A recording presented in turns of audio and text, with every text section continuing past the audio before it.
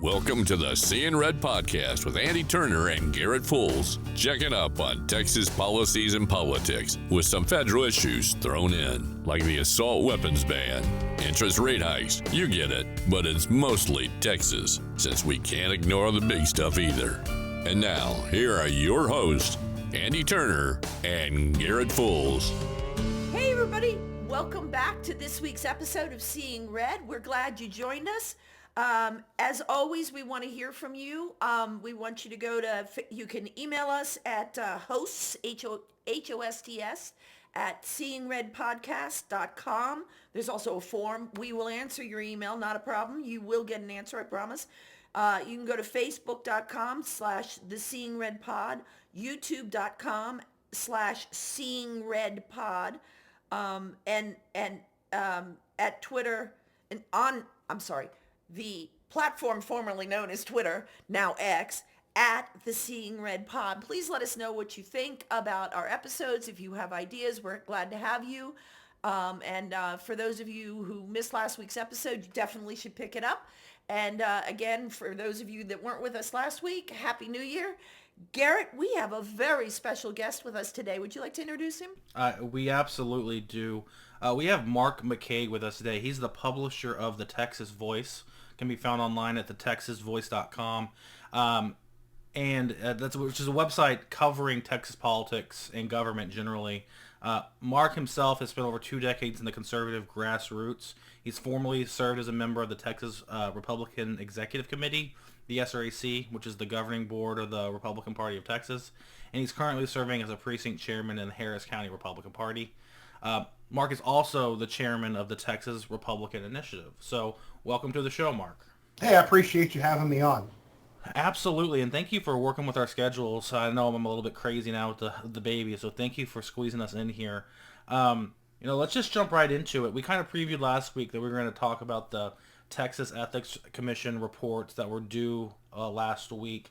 For those who don't know, there was a semi-annual report for all the candidates, parties, elected officials, basically everyone in the state that has to file campaign finance reports had to file one last week. And there's a lot of talk on Twitter and in the paper and in just among the water cooler talk of the grassroots right now about who's spending money, how much money people have going into this primary election in early March. So Mark has been diving into this. He released an article earlier this week talking about some of the insights he found. So Mark, I think that's a great place to start. You kind of want to tell folks about what you published on the Texas Voice earlier this week. Absolutely. So we know that the Democrats for years have been trying to turn Texas blue. Unfortunately, that hasn't happened. But I do think it's important that as conservatives, we remain vigilant and put our best foot forward. We don't want to be caught asleep at the wheel and then wake up one day and see that the Democrat efforts finally paid off. When you look at some of the past elections, the Republican vote has not been as strong as it once was, especially when you look at Senator Cruz's race against Beto O'Rourke several years ago, and with him on the ballot again, and Democrats saying they're going to spend over $100 million to defeat Senator Cruz. I think it's important that there be a strong and robust Republican infrastructure to fight back and ensure that we not only maintain the ground we have, but expand that ground as well. So I think everyone is familiar with George Soros, the liberal billionaire from New York, who's really hell-bent on transforming the criminal justice system into something that, in my opinion, makes our state and our communities unsafe. Very, very pro-criminal, anti-law enforcement. And we've seen him have some success electing district attorney candidates, not only across the country, but here in Texas. So it was revealed on these latest reports with the Ethics Commission that he spent over $2.5 million just on state-level efforts in Texas alone last year, which ought to be frightening to us. And he's spending that money across the state. He's targeting the Rio Grande Valley with $100,000 to the Hidalgo County Democrat Party, $100,000 to the Cameron County Democrat Party, groups in Houston, groups in Austin, the Dallas County Democrat Party, as well as new organizations to build Democrat infrastructure across the state. And when you contrast that with fundraising numbers for the Republican Party of Texas, it's kind of scary how far behind we are. The Republican Party of Texas and its state account. Now, there are different accounts that the party maintains, but just looking at the state account, it was only just over $330,000 on hand. And when you compare that to where the party was at this point in the 2020 presidential election cycle, they had over $900,000 in that account. And when you account for their federal level accounts, the party is behind by more than 61% in cash on hand compared to where they were at this point in the cycle 4 years ago. And in dollars, we're $1.8 million behind where we were right now 4 years ago. So I think that is a scary prospect for anybody concerned about this influx of Soros and Democrat cash coming into the state. Absolutely. And I just kind of want to backtrack a second there because you talked about different accounts. Now, I'm pretty fluent in what you're talking about, but just give a quick little summary about what kind of money, what kind of political activity can be spent, can that money be spent on from the different accounts, and kind of why it's important that the state account has such a low number. Sure. Well, the state account is the easiest to raise money for.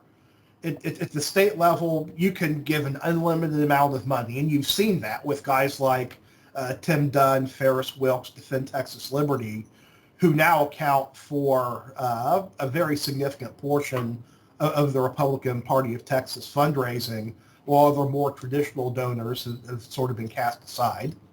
So that state account can take literally unlimited sums of money from anybody.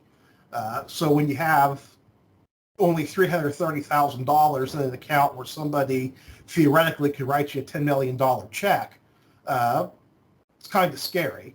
Now, your federal money is also, in this cycle, I think even more important because you cannot use your state money for federal political activity. So President Trump, Senator Cruz, our congressional candidates, regardless of how much money is in that state account, is irrelevant when you're playing in those very crucial federal races that we have on our ballot. Unfortunately, the federal dollars are also the hardest to raise because they're capped. Individuals can only give a maximum of, I believe, $10,000 to that federal account. And on the party's last report, they had just under $800,000 in that federal account. But when you look 4 years ago, that account had nearly $2 million in it. So that federal activity, we're $1.2 million behind there. And that's the money we have to spend to help Senator Cruz and our congressional candidates. So doing some back of the envelope math, both the federal account and the state account are both down about 60% from from an equivalent period 4 years ago for the last presidential cycle. Correct. Yeah. When I combined those numbers, it was over a 61% decrease from where we were 4 years ago to where we are today, as far as the state party's cash on hand. That's insane. What would you attribute that decrease to? Are there fewer Republicans in the state? Is it what's going on there? I think the party's lost the confidence of donors. The state party, and over the last year especially, has seemed far more focused on bashing Republicans who've delivered on conservative priorities, more so than actually building infrastructure to defeat Democrats in the general election. The Republican Party of Texas sent a fundraising letter to my house a couple months ago that bragged about the conservative victories of this most recent legislative session. He even called it perhaps the most sweeping conservative change in the history of the legislature. But yet, for some inexplicable reason, well, is explicable when you dig into the numbers. The state party is decided to prioritize attacking Republican elected officials who delivered things like banning abortion, constitutional carry, funding for border security, and a whole host of other conservative priority issues at the expense of building actual party infrastructure to beat Democrats. Well, and I would love for you to tell me what you think, but part of what I think is going on, I agree with you. I agree with your assessment. I totally do. But part of what I feel like is going on, because I am not a hard right conservative, I'm the moderate of the moderate, you know what I mean? Like, I'm not right of center, I'm moderate. And so I feel like there's no room in the party for me. So, and I feel like, and both on a local level and in Austin, you know, I am very much cast aside, and, you know, those grassroots dollars, and there's a bunch of us, right? There's a bunch of us, and who have spent, you know, years giving to, you know, state political party, Texas state political parties, and endeavors and things like that. But I feel like if you are not in total lockstep with every far right, I don't want to say extremist, but every far right agenda item, they want nothing to do with you. And so they've alienated people who are Reagan Republicans. Would you say that's not as much? Would you say what would you think? No, I think that's absolutely right. And I'm somebody that considers himself very conservative. But I also realize that the party needs to work with everybody. And I know just, you know, working in the grassroots and trying to get things accomplished at the public policy level, you know, if I only worked with people who agreed with me 100% of the time, I wouldn't be working with anybody, including myself, because, you know, sometimes I change my mind on things once I learn more about a particular issue or certain circumstances change. So I think, you know, when you're, you know, the actual Republican Party of Texas, your goal, your mission, the reason you exist is to beat Democrats in the general election. And you have to bring people together to accomplish that goal who are not going to agree on every issue or every candidate, but you realize that there's a larger goal at hand, and you work to bring people together.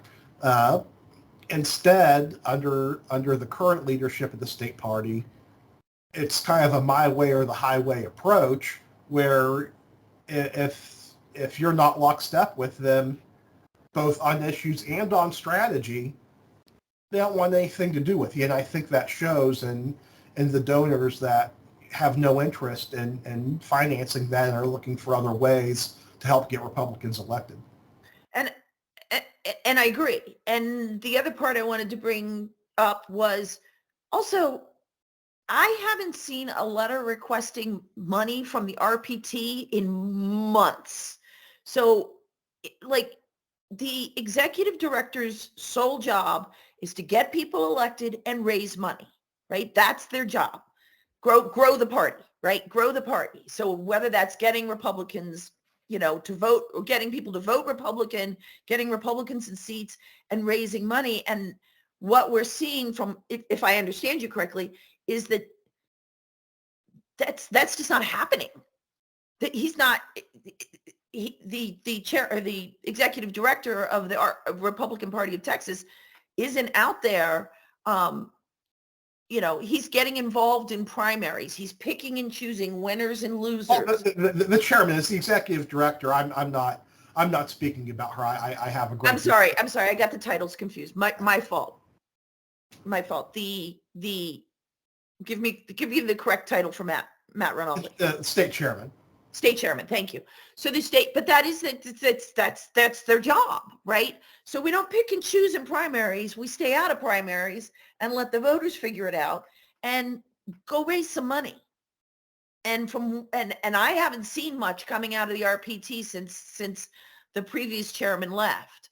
And I think, Garrett, didn't we talk about this a little bit, that most of the money, and gosh, Mark, correct us if I'm wrong, but most of the money that they got was from Is it Stickland, DTL related?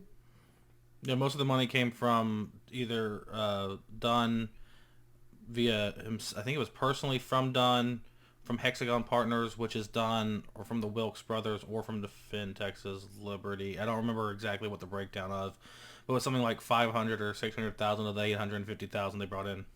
It was substantial.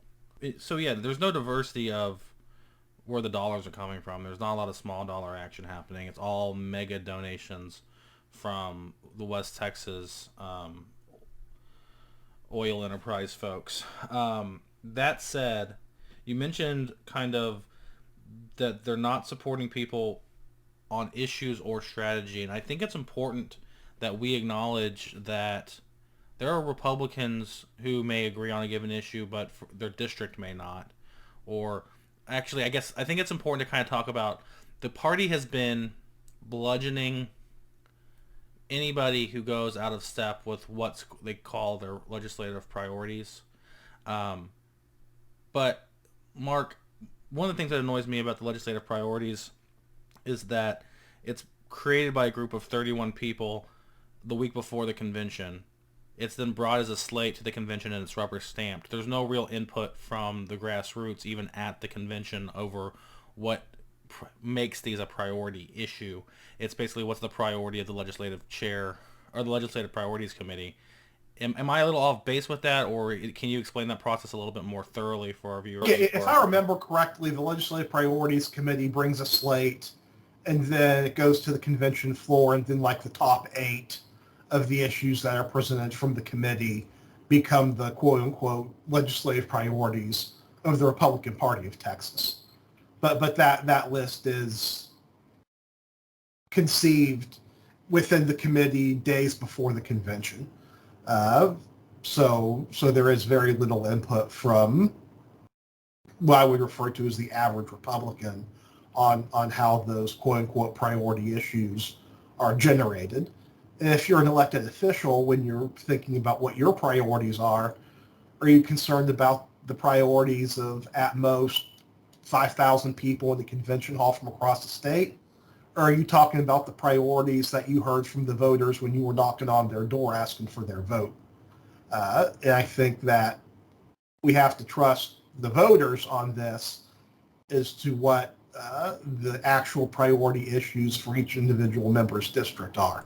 Yeah, I mean, I'm not sure what your experience is, but whenever I've been talking outdoors, the thing that comes up the most are public education and taxes. And the border. The border does come up a lot. And then you'll have some single issue voters they'll populate every once in a while, but it's a lot lower than you'd think it'd be.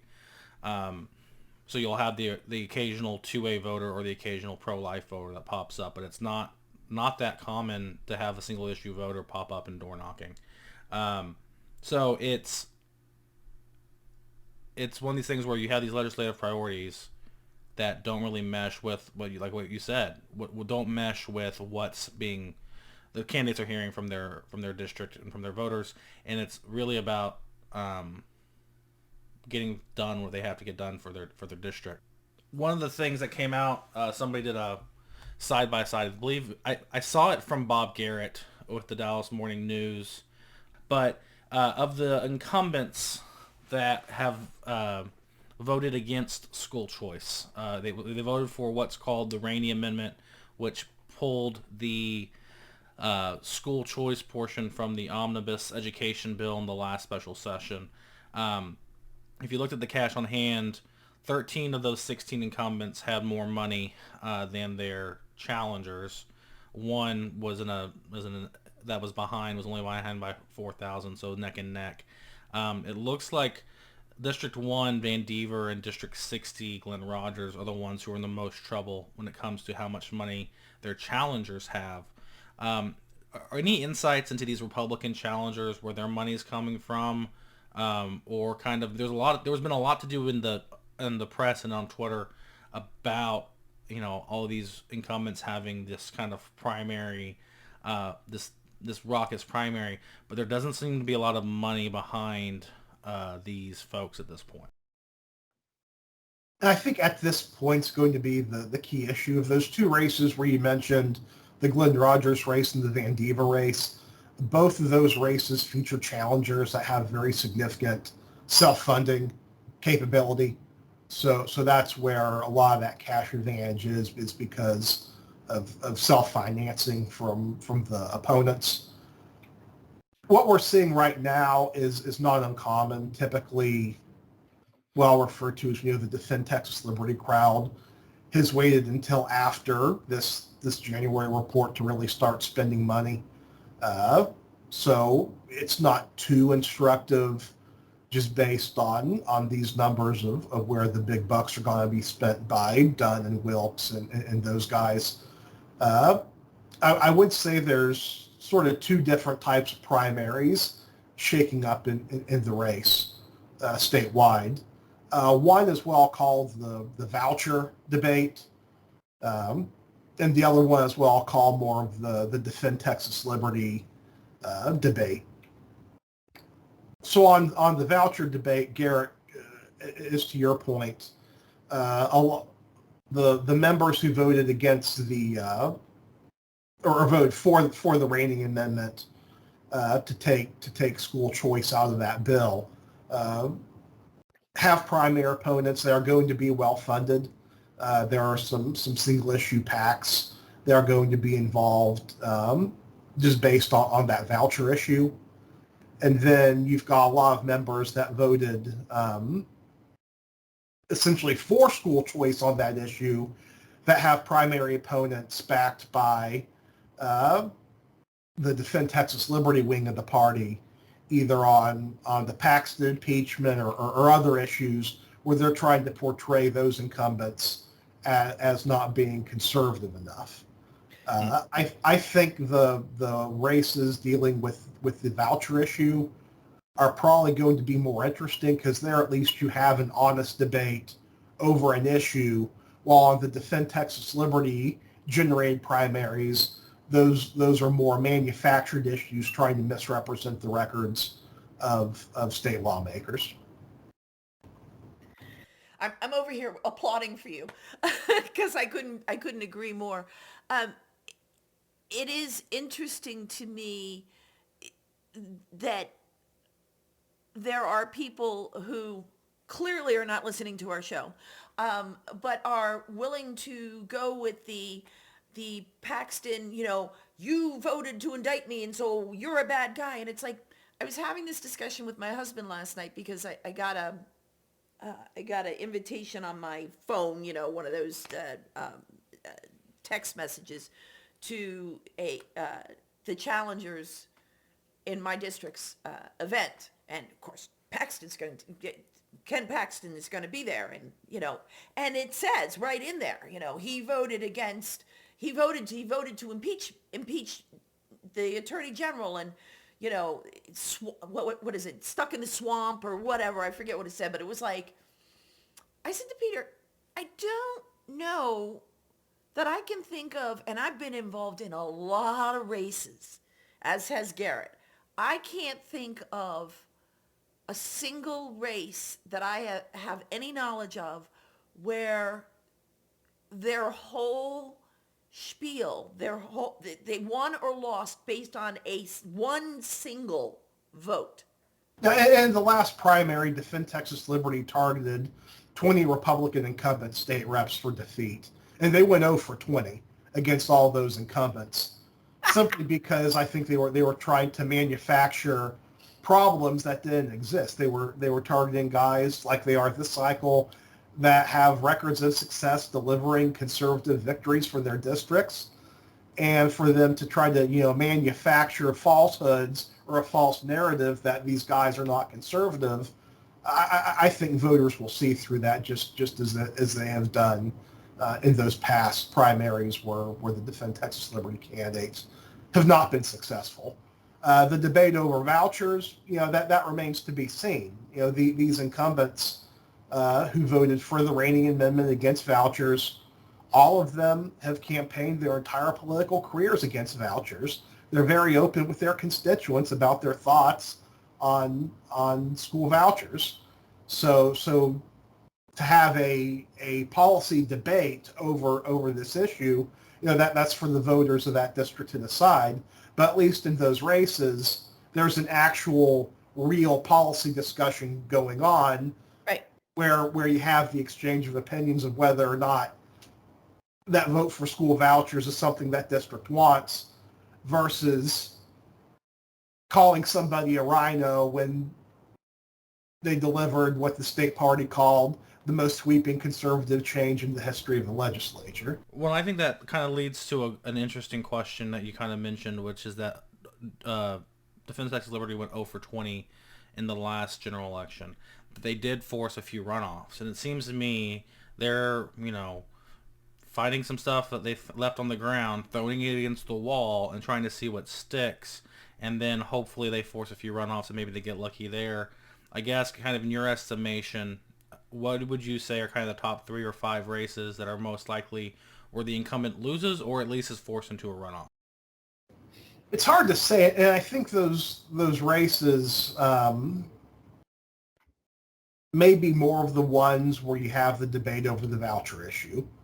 I'm not in tune with polling. I'm not on the ground in most of these districts, so I can't say for sure. Which incumbents are most in danger. I mean, I think you go look at the last results to see which races were closest.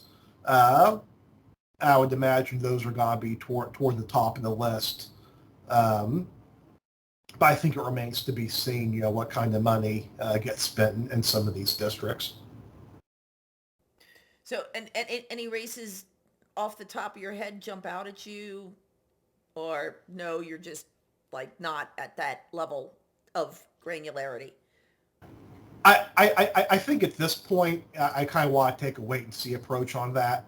Because, we see so many races right now where there's a lot of noise. And I think it's kind of difficult right now to sort of differentiate the smoke from the fire. One of the things about the campaign finance reports is that they should kind of show you where money has been spent in the past. As we're looking to, the election being here in 7-ish weeks, I think, 6 weeks, 7 weeks. As we're looking at the election being in, a few weeks down the line, what are you looking for on the next TEC report? When is that report due? When can our viewers kind of expect to see more of those numbers coming out? And what are the kind of insights you'll be looking for whenever you're looking over the data coming forward? Sure. The next campaign finance report from the Ethics Commission will be due 30 days before the primary. On that report, I think we'll see a lot more activity of which challengers the Defend Texas Liberty crowd is really pushing versus ones that are more just paper candidates that aren't particularly viable. So we'll see which races they're taking seriously.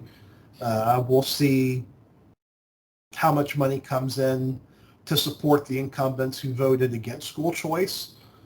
There are groups out there, pro-public ed groups, that are expected to engage in the primary as well to counter the money coming in from the school choice advocates. So those dollars will be interesting to watch. So there's a lot that remains to be seen as well, where the money comes supporting the incumbents versus the Defend Texas Liberty money supporting a lot of the primary challengers. Excellent. And is there anything that you're looking for or looking forward to? Is there anything else coming down the pipeline, maybe not ethics committee wise, that you're interested in seeing how it plays out in the campaign for the primary itself? I'm interested to see how much the state party will get involved in primaries. I don't expect the state party itself to spend money, but Chairman Rinaldi was on a radio talk show a couple weeks ago where he talked about how he would have no problem making endorsements in races, even though when he first ran for state chair in 2021, he said it would be his general policy not to do that. So that'll be interesting to see to what extent he engages and how successful those efforts might or might not be. The Defend Texas Liberty money has a lot of taint to it, in light of the Nick Fuentes scandal. So we'll see if those scandals drag down some of the candidates that are taking and embracing that money.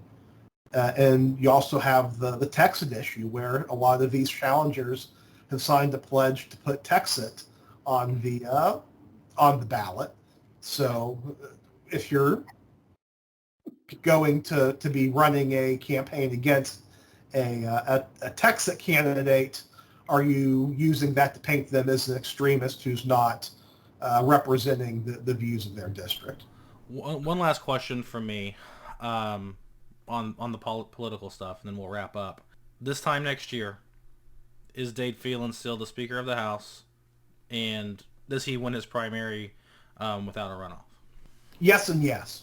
Okay. I mean, that's probably where I'm at too. Thanks again for joining us. We're going to let Mark go here before we jump into the rest of our program. But just as a reminder, Mark McCaig is the publisher of the Texas Voice. You can find his website at thetexasvoice.com. He's also the chairman of the Texas Republican Initiative. You can follow them on Twitter. You can follow both accounts on Twitter if you just Google them. And I'm sure on other social media platforms as well. But Mark, thank you so much for joining us. Is there anything else you'd like to kind of talk about before we let you go? No, that's it. I appreciate you guys having me on, and I look forward to doing this again soon. Fantastic. You will definitely be on my call list for whenever we need more of an explanation of the numbers or just what's going on with the party. You're an invaluable resource when it comes to this type of stuff, and we really appreciate you coming on today. Thank you. Thanks again to Mark McCaig from the Texas Voice for joining us. We were delighted, and wow, what a bunch of information that I didn't know. And I'm always happy to have, new solid information and education on stuff. If you're not learning, you're dying. That's my attitude. You should be learning something new every day. I don't care what it is. The price of tea in China, and this was just so valuable. So thank you again. Wanted to talk a little bit about the Office of Attorney General. Apparently, they last week filed with the court, and they are no longer contesting what the whistleblowers have claimed, are claiming. Yeah, so Paxton is trying to avoid the deposition. He's always tried to avoid deposition and generally facing the music in his cases, as most attorneys try to do all the time. They don't like to go to court for their clients or for themselves. So, I mean, as case in point, we're 8 years into the saga of his his state securities trial, which I think got pushed back again until April. And so it's after the primary, before the runoff at this point. But it seems like the trial judge in this case is tired of the shenanigans, and he doesn't really he's already tried to do a venue change. That got kicked out pretty quickly. He venue shopped for a different venue change. That didn't work. He appealed, and the Supreme Court just kicked it back down. And now the trial judge is saying this attempt to kind of set aside the question, like he needs more information to figure out the merits of the case, or the judge needs more information from the merits of the case, I guess. I don't exactly know why he's allowing the deposition to continue, but the judge has ordered that the deposition is going to go forward on February 1st. He has his aides, like Brent Webster and Michelle Smith, there's another one whose name I don't recall, will be deposed on dates between the 2nd and the 9th. Are they current aides or are those whistleblowers? Those are current aides, or people who were aides after the whistleblowers were fired. So it's going to be, I mean, Paxton is spending a lot of his time right now going to events across the state to talk to on behalf of challengers. There's been reporting from some of these press that have gone to these events about what he's said at these events, and it's he's seemed to just be on a vendetta tour at this point. And like Mark just mentioned in the previous segment, it doesn't seem like the impeachment vote is being talked about at all. I've talked to several state reps who voted for impeachment, and to all of them have said they've barely heard anything about impeachment at the door when they're talking to voters.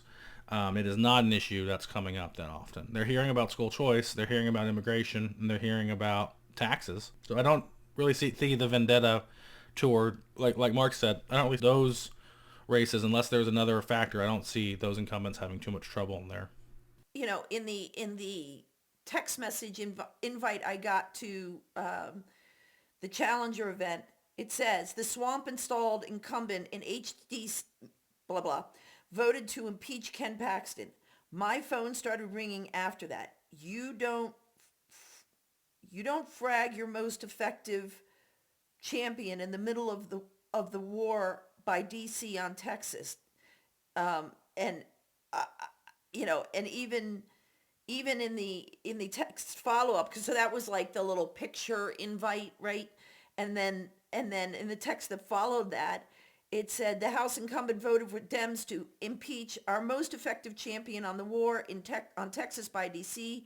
Hear how, and I refuse to give credibility to his name, will clean up the Austin swamp by defeating the swamp-installed incumbent. I got nothing here. I got nothing. I mean, he wants you to come to his events because impeachment. Well, and I think that there's a claim in there that I take issue with, where it's that I don't think Ken Paxton comes anywhere close to being the most effective challenger to the DC establishment, the DC swamp, or even the Democrats and the DOJ or Biden. He's nowhere near it. On his best day, whenever he's actually able to get something done, it's because Greg Abbott and the Republicans in the House have passed legislation in a way in which it gives him a strong case. And it's only the strongest cases that he does anything with, right? Whenever he's doing stuff on his own or just coming up with random novel theories, he gets his ass kicked up and down the federal courts. And I mean, just a case in point, as he went and sought to defend President Trump's honor by filing the election integrity challenge, where he basically said Texas had a compelling case to not have votes from other states counted, whatever that novel theory was. He kind of pulled it out of his ass and like did it so poorly that like he got laughed out of the courthouse, out of the Supreme Court, where Donald Trump had 3 appointees and there were 3 other conservatives on the court. Like he loses. He's a big loser. Like Greg Abbott would wake up, as he would say, he'd wake up, go to work, sue Obama, come home, and he won a lot. There was the infrastructure in place at the AG's office where Ken Paxton could continue to win a lot, and all those people are gone now, and he's stuck, not really getting any of the good folks, and his office does not get the big victories that we need. Well, no, and here's my theory. Why does he do it? Headlines. He doesn't care. I mean, I'm sure he cares. He'd like to win. I'm sure, you know, this, that, and the other thing. But at the end of the day, he still got a headline out of it. And so he's got name ID, and I think he's trying to get name ID for something else. I think maybe he has bigger, I'm sure he has bigger aspirations. The Attorney General office is the biggest springboard in Texas politics. Like the last 3 have gone on to be governor or senator. So yeah, he's almost certainly aiming for the governor's office or aiming for Cornyn's seat in 2026. But he'll be running for, I don't imagine he'll run for Attorney General in 2026. He may, but he'll be running almost certainly for something. So you mentioned Trump, you mentioned the presidential race, and you know we've had a major change in the presidential primary recently. Garrett, did you want to talk about that? Yeah, I mean, Ron DeSantis officially dropped out on Sunday. He officially dropped out on Sunday, and it's now a 2-person race. It's Trump and Haley in the Republican primary as we go into New Hampshire. Polls with DeSantis being pulled out have Trump winning by a 2-1 margin. Going into South Carolina, which is Nikki Haley's home state. At this point, Haley can maintain donations to maintain a campaign. if she exceeds expectations to some degree. But I think it's a 50-50 shot of whether she even makes it to Texas at this point. Well, here's my thing. You know, so, and I was talking to someone high up in the national Republican, whatever, who has some inside knowledge. And I said to my friend, so people who supported DeSantis, yes, okay, he's, and this was like, the first headline I got was, breaking news, DeSantis drops out, and story to be filled in later, right? So I quick texted my friend, and I said he's gonna endorse Trump, which is a mistake, but because he doesn't understand who his people are, but he's gonna do that. But I gotta feel like people who were following DeSantis were following DeSantis because they didn't care for Trump. So I got to feel like some of those people, and also there's going to be, the independents are going to play a big role, particularly in New Hampshire. So it's going to be very interesting. I mean, everybody says the polls say, the polls say, the polls say. And what I want to remind everybody, and Garrett does not need to be told this, but because he's heard it. But what we've learned in our careers is that polls are a snapshot in time. So, last Friday's poll was good for, probably the weekend, but as the news changes and there's more headlines, it may be very different than next Friday's poll. And that's fair, because a lot of that support isn't going to be solidified yet. So it's hard to say.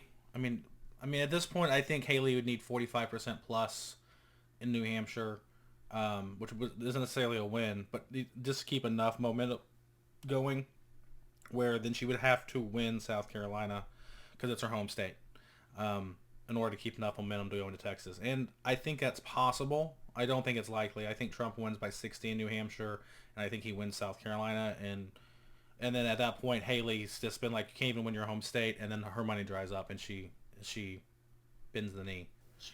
We'll see. Bends the knee. I don't think she can win South Carolina. And there's a number of insider politics things that are going on. And again, I refer you all to the West Wing. So, yes, she would like very much to, but, I was watching an interview she did the other day, and she's like, this is why, the state legislators are not coming out for me, because I held them accountable. I wanted campaign finance reform. I wanted ethics changes. I pushed them for this, and they didn't like it. So, but anyway, and just to close out, so I get this Texas Scorecard because I like to read all the opinions, all the opinions. I like the far right. I like the moderate. I like the less moderate but right of center, and I also pay attention to what's going on in the I read all the things. So I get the Texas Scorecard, very hard right organization, and the headline in my email refers to Nikki Haley as a liberal Republican. What is a liberal Republican?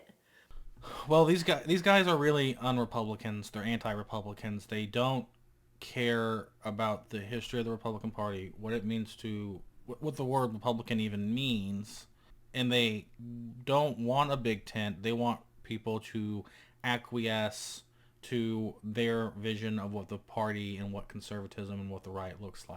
Oh, so if you're a Reagan Republican, then you're a liberal Republican. Is that what your theory is? I mean, I'm not saying you're. If you no, I mean, somebody put it this way: if you are not in lockstep, I mean, Mark said it earlier. If you're not in lockstep in both issue and strategy, not just issue but strategy, with that group, you're going to be called a rhino and a liberal or Democrat or secret Democrat, whatever. They're going to disparage you and demean you in any way possible. It doesn't matter your history on issues or even your stated policy positions. They're going to call you that. It doesn't mean anything because their words are meaningless because they don't have a fundamental grasp of the truth or honesty in reporting. So you can, I don't even waste my time reading their rag. I guess I appreciate that you do to kind of see what's going on, but I find no value in seeing things that are that disingenuous. The scorecard people will just lie to your face, say they're right, pound their feet into the ground, get red in the face until you do what they want or until you kick them out. And I think we've entertained their tantrums for far too long, and we've tried to give them a little bit. I mean, famously, Speaker Bonin, famously the former speaker tried to work with Michael Quinn Sullivan to a degree to extend an olive branch and basically say, we'll let you challenge 10 incumbents, however you want to do it. You can challenge those folks, and you won't be on our bad side, because that's, we recognize that's kind of where you are in the party.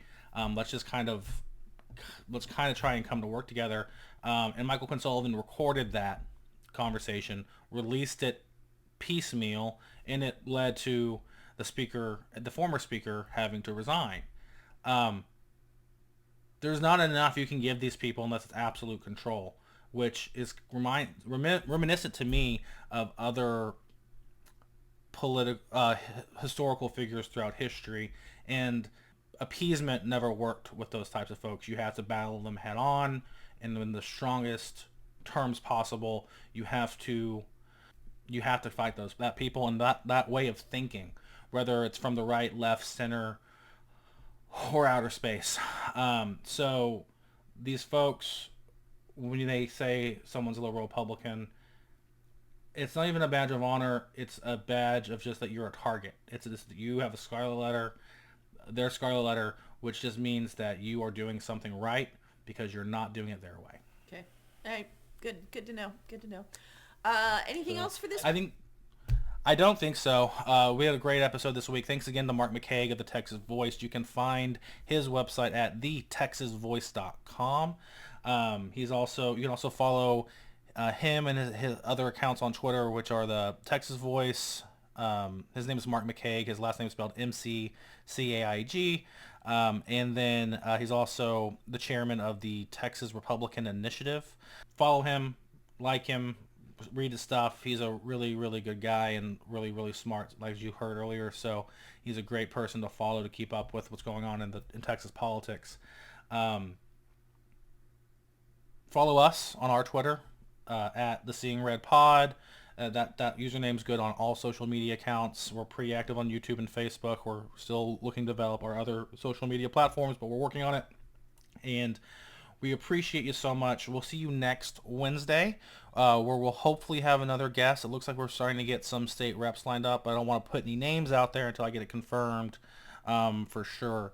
But we're hopefully going to start having some state reps coming on to talk to us a little bit about their primaries for the next few weeks. And I'm really excited about that. So you want to make sure you follow us. You get updates of when our new episodes drop every Wednesday. And I'm looking forward to seeing y'all I'm looking forward to sharing this with y'all soon. So thanks again, guys, and we'll see you next week. See you next week. Thanks. You've been listening to the Seeing Red podcast. It's always Texas politics and beyond. We present the facts and opinions. The Seeing Red podcast with your host, Andi Turner and Garrett Fulce. Thank you, and tune in next week. And please do us a favor. Hit the subscribe button so you don't miss a single episode.